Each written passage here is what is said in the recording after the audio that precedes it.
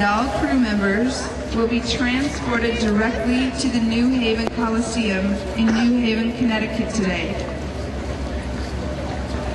If you have any doubts as to whether you would like to participate in this event, please do not load your gear onto the gear trucks. Once your gear has been placed onto the gear truck, we will not be able to unload it until we get to the Coliseum in New Haven. Hi. So please consider your decision before putting your gear onto a gear truck. Hey, I'll have to sign up for this next time. I accomplished like a lot in a very short period of time. Great helmet! Where are you guys from? Boston! I love it! We're all standing here just like, oh, they were doing something.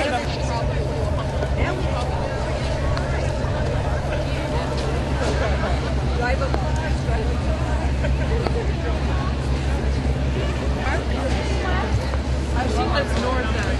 Huh? I did too.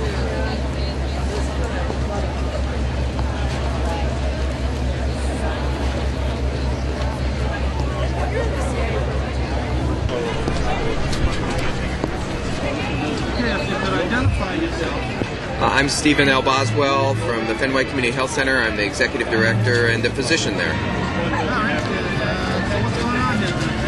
Well, this is day 0, or day 1, the first day of the Boston to New York AIDS ride. Because we have this hurricane to the south of us, Hurricane Floyd, and because the weather conditions are going to be relatively significant for the next 24 to 48 hours, we've actually exercised a contingency plan that we have, and we'll be busing all of the riders down to New Haven, to the Coliseum there, in order to shelter them for the next 24 hours or so. We hope, weather permitting, that tomorrow we'll be able to take off from New Haven down to Bridgeport and then camp there at Bridgeport. The weather's supposed to improve, so that Friday night it should be relatively calm there. And then Saturday morning we'll take off as we normally would have from Bridgeport into New York City. The day is supposed to be beautiful, so we hope we'll at least be able to finish the Boston to New York AIDS ride. Okay, spirits look pretty high here, still in spite of the rain.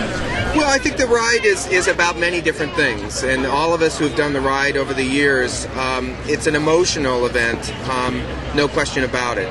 Many of us who've lost friends, many of us who have cared for people with HIV infection for many, many years, see this as an opportunity to kind of reflect on what we've been through and what others that we care a great deal about have been through.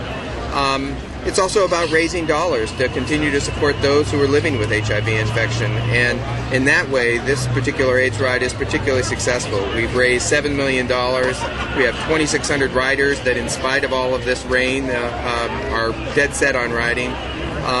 All of that, I think, is a very positive thing. So we're actually kind of excited. These kinds of things do happen periodically whenever you're out in the elements.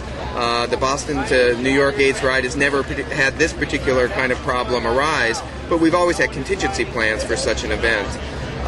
Many of the other AIDS rides around the country have actually experienced some changes, and significant changes in plans, cancellations of days, moving large numbers of people out of campsites to protected areas. So it has happened before in the AIDS ride, and that's part of what all of this planning is all about, is to make sure that we can guarantee the safety of the people who participate in this ride at all times. And that's why we've decided to cancel the first day of the ride. I am giving you the most information that we have, and I will update you, I promise, as soon as we hurry down to volunteers and check in media. So if we can just give them a little space, they'll be able to do their job and help support us. So back to the information.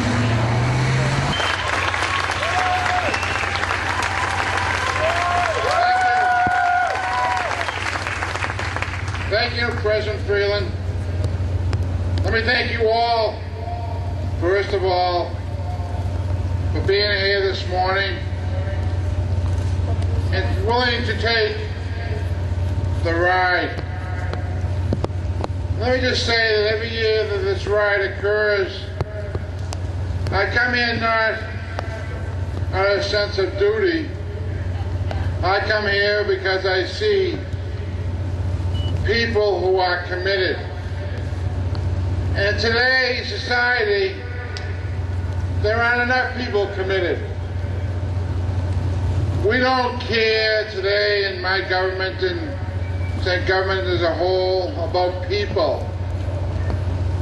All you folks out there care about others, and that's so, so important.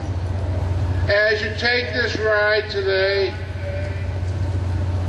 you'll be helping us all to someday have a day of celebration. So this ride someday may not be necessary, but you're making that sacrifice today so our children and our grandchildren may be free from this dreaded disease. And so I say to you all, thank you.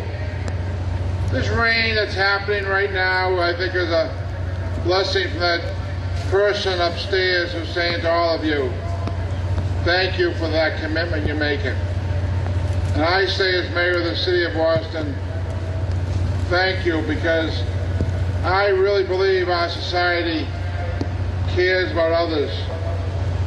And you know, there's this issue about AIDS in our country.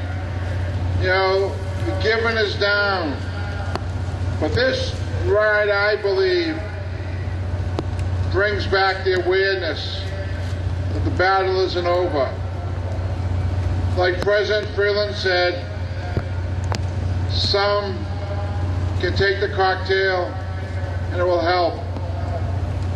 Others, it doesn't help at all. But people in the general public think that we've conquered. We haven't conquered, and we will never stop trying until we eradicate this disease.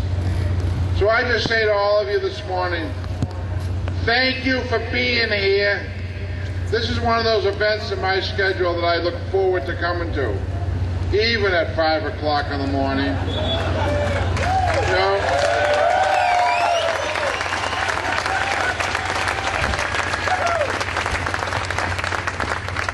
this really is not an event.